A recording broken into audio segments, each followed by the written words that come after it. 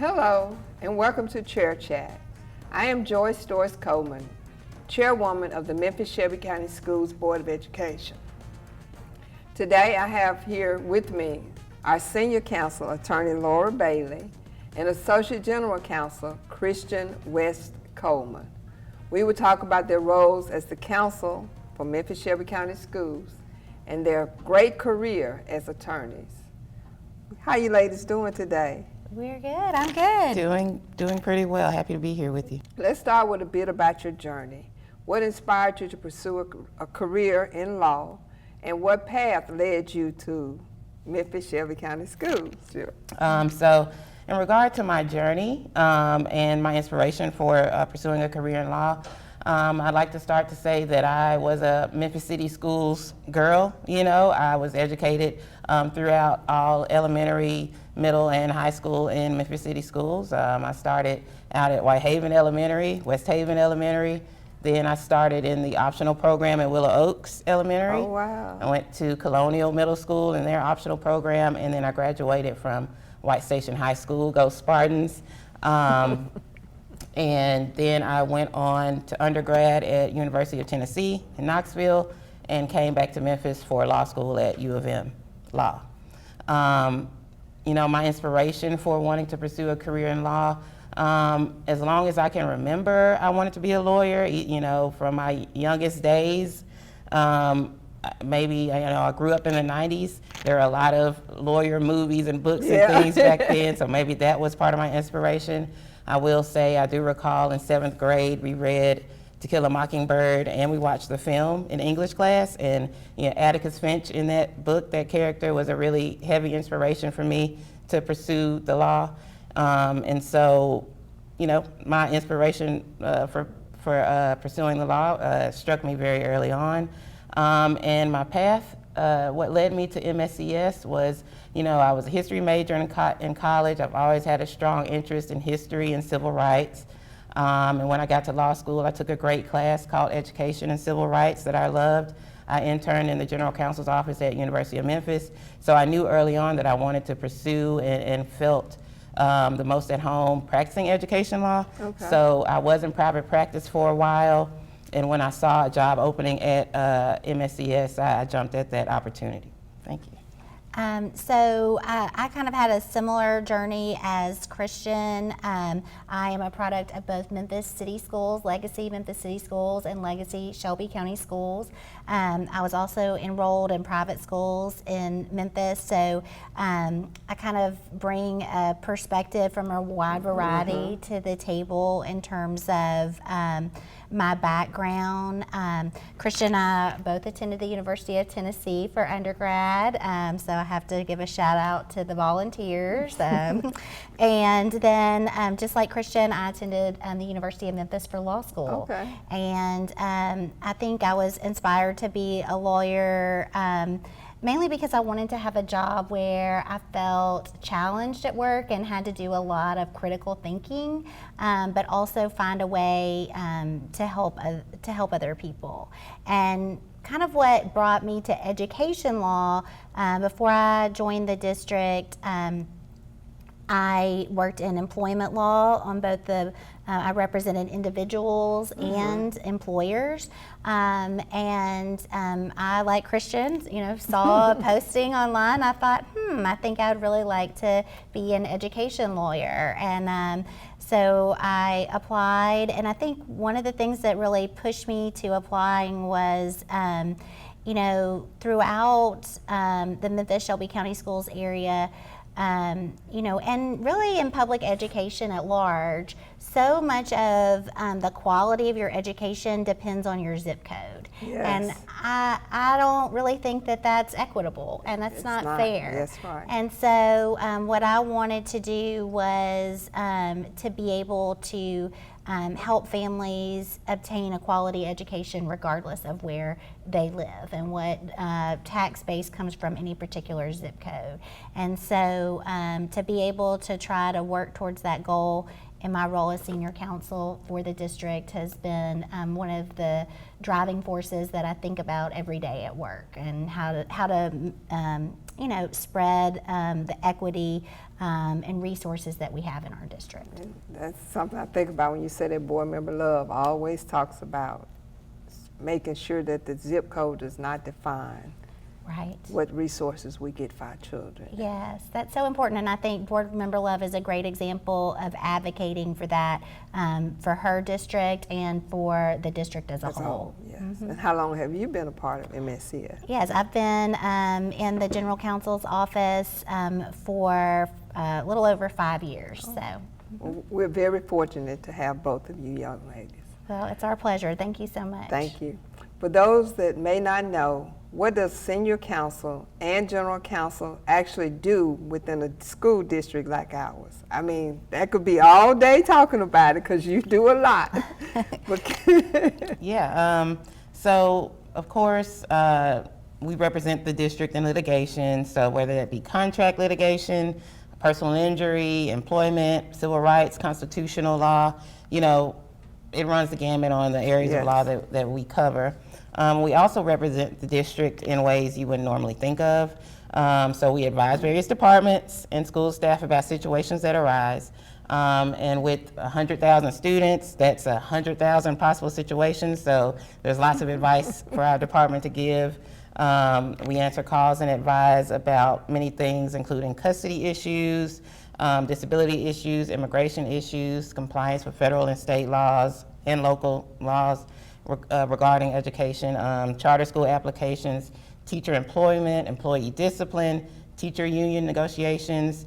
I'm sure I'm leaving things out, but there's just a lot we do for the district because education is a very heavily regulated area at the local, state, and federal levels. Okay.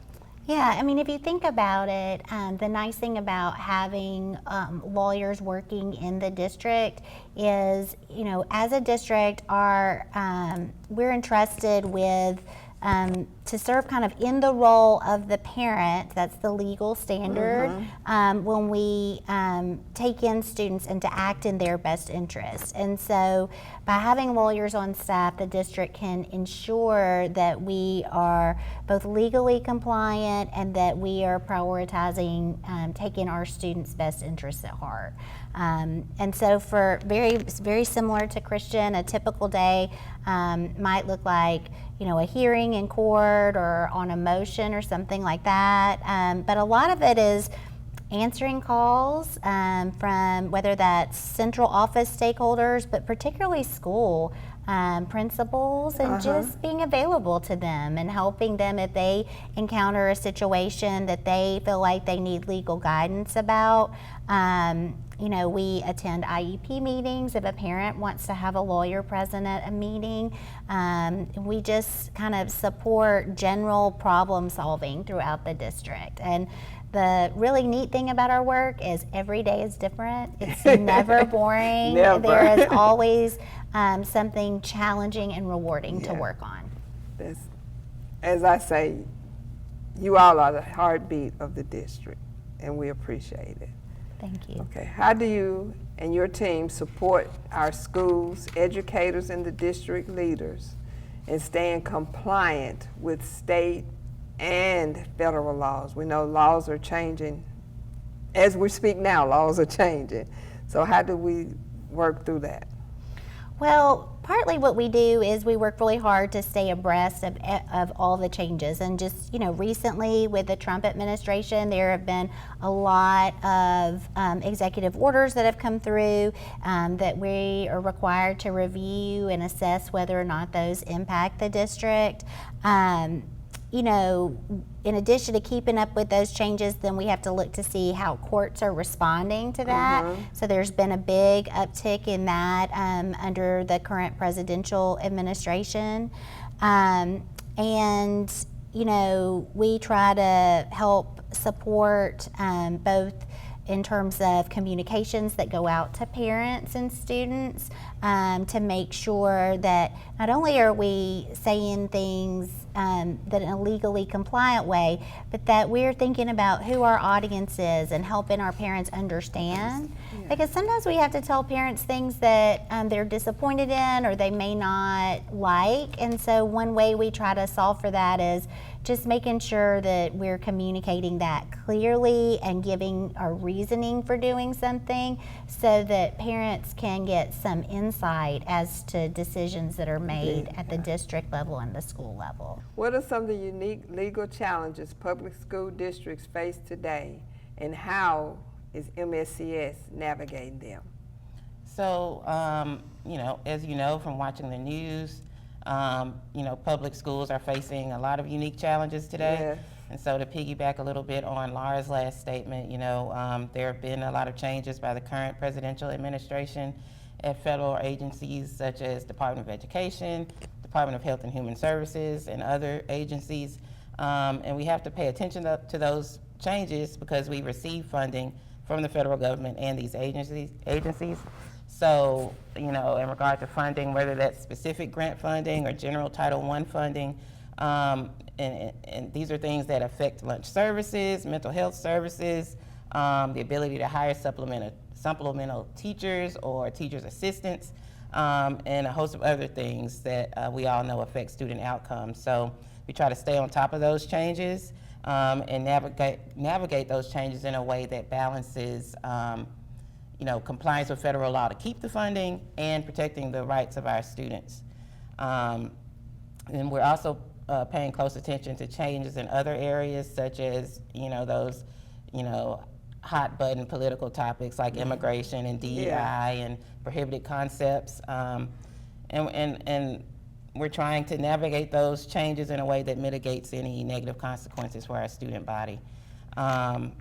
And so we'd say, if you care about the importance of public education and its role as the great equalizer in this country, we encourage you to vote, to contact your representatives, and support public schools and come and participate in our meetings and in the discourse surrounding the future of our district. Of course, you know that at one point our district has had litigation against the state. We have dropped that litigation on our funding litigation, but the reason we dropped that is because we have a new funding formula called TSIS. And TISA is more, we hope, designed to address the needs of our students because it does at least recognize that that there are certain needs that our students have that become more expensive.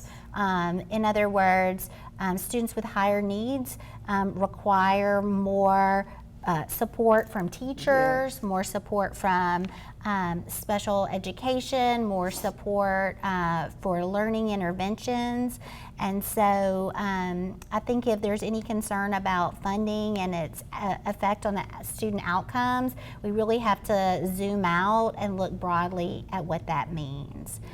And also, I mean, I personally think in terms of what is going on with the state takeover is I don't think we have anything to hide as a district at all, but I do think we need to look at what is the state's record on success. And we all are familiar with the ASD or the Achievement School District, and that the state took over a group of schools within our district back in 2014.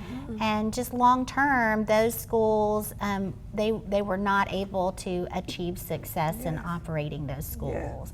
And you know, I don't say that critically because I recognize that those schools may have high needs,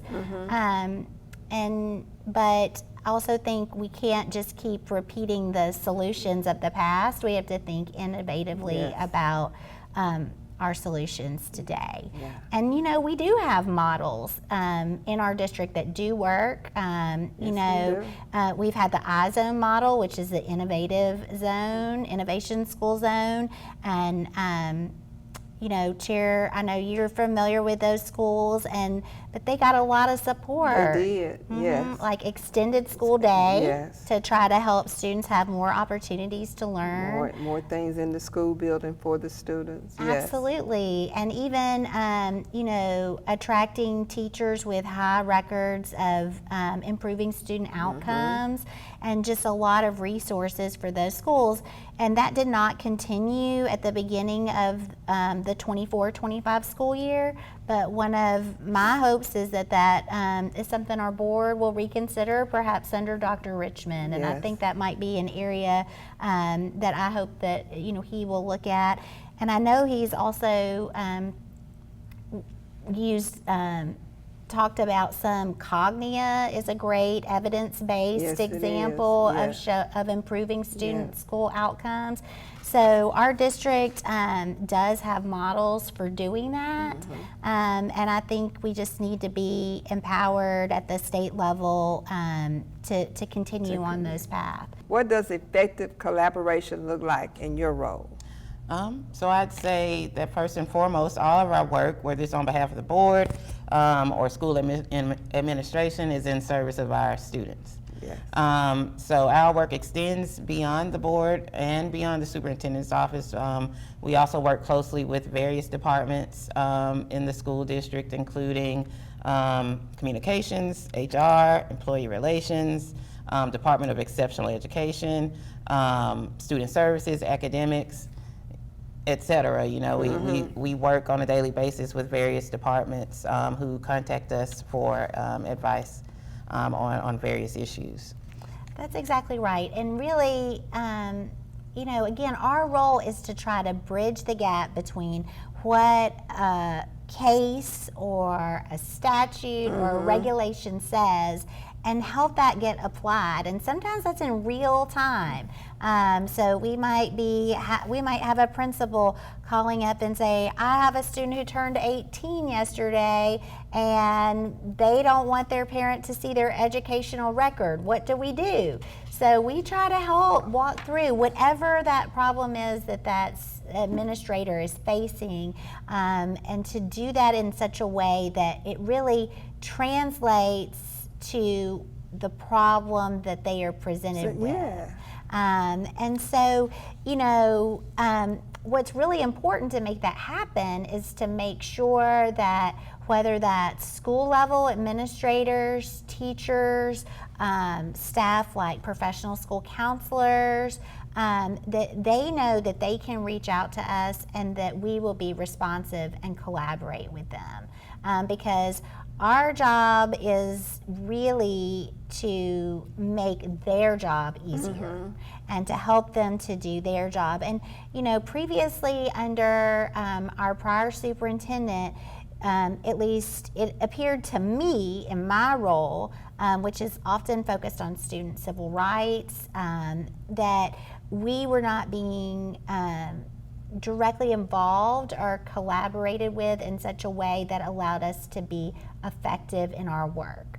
And so part of the growth that we are seeing, which is more aligned to how things had been, in prior school years, is under Dr. Richmond, we're seeing a lot more open lines of communication from stakeholders at various levels. So of course the board, but in our roles really with central office employees, school employees, and just really, as I said, helping to bridge that gap, because your lawyers can't help you if you don't talk to them. Yeah. That's right. And that's what I was about to say. It's more like, I feel like more now people think I can go and ask my question.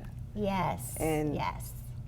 I be up in the board office and they'll call and our office will say, well, that's not a question for us. Let me transfer you to the general counsel's office. That's right. And people are more apt now to come and ask that question and feel comfortable being able to ask their questions. Yeah, and I think that's so important, and that's encouraging to hear, and I think that's a really positive change that we have seen that's more aligned to how we used to operate. Yeah. And it's a positive change we have seen, under Dr. Richmond's leadership. In what ways do you think legal counsel can help build public trust in the school system? So with answering that question, I'd bring to mind that, it was a board meeting last fall that I remember attending where former board member Kevin Woods referenced our office as the conscience of the district. Yes. Which, I felt quite puffed up Empowered. when he said that. Yeah, but, like I said earlier, with being influenced by To Kill a Mockingbird and Atticus Finch and wanting to become a lawyer, letting your conscience guide is a big part of that character in the book, but a big part of why I wanted to be a lawyer. It's really a guiding post for me, is to keep my conscience clear and let that guide me. And so that, I just felt really honored that Board Member Woods referred to our office as that. And so we try to keep that in mind in the work that we do. And so we hope that on an individual level, and all the various calls and emails that we have with parents, and the meetings that we have with parents and other interactions with students and parents and the public, that we show them on that in an individual level that we are committed to serving the mission of the district, which is to support the education of our students. Right, and we think, a lot of what we hear from our community members is a call for transparency and accountability. And we think that, in our roles, part of what we are charged with doing is, providing those things. And when appropriate, sharing the reasoning behind a decision that's made, holding staff and employees accountable, through the application of board policies, through advice and input to HR and employee relations, making sure that in making human resources decisions, that those decisions are made not just taken into account. Obviously, we have to take into account the, perspective of the employee, but also the perspective of if it involves a parent or student issue. We want to make sure that that's taken care of. And, our guidepost for that is acting in our students' best interest and trying to make sure that we are carrying that out. So I think that's really important. That's one way that we try to build up public trust. And just talking to parents when it's appropriate. It's not always appropriate for attorneys to speak to parents, but when it is, to try to say, hey, this is what we're doing and this is why. Okay. As we prepare to close, I got one last question. Looking ahead, what are your hopes or goals for MSCS from a legal standpoint? What's your hope or goal? One hope or goal. I hope we have is to rebuild, and whether that's rebuilding trust with our community members, whether that is rebuilding after the reorganization that the district went through, whether that's rebuilding after having Dr. Richmond come in and serve as our superintendent. There are definitely some gaps, I think, that had been created during the fall of 2024, and that might mean trying to address the elimination of SEED, which was the Student Enrollment and Equity Department. I know that some of that work is a priority for Dr. Richmond, or at least I hope it is. I believe it is. And looking at things like we lost a lot of our employees who worked in RTI on the academic side, and trying to rebuild that department. Because a lot of that work is directly tied to improving our students' academic outcomes. And I wholeheartedly agree with what Laura said here. I really have a lot of faith and hope about where we're going. It feels like, we've had a difficult few months, few year maybe. But I really have felt the atmosphere change in our workplace for the better, and it really feels like these difficulties have pulled staff together, and we're really just more open and willing and able to collaborate effectively and move toward the shared goal of serving students. Thank you. Thank you. I cannot thank you all enough. You've been powerful and very impactful. Just sit here, and it means so much. the work that you do, it means so much for helping our students. The majority of the conversation we just had, you talked about our students. That lets us know where your heart is, and we appreciate it. And I just want to take this time, again, I can't say it enough. Thank you for your service to Memphis and Memphis-Shelby County Schools. Thank you. Thank you for Thank allowing you. us to serve, and thank you for allowing us to come and talk to you. It's been a Yes. pleasure. It's been a pleasure. Our pleasure too. And thank you to our viewers for watching today's episode of Cheer Chat.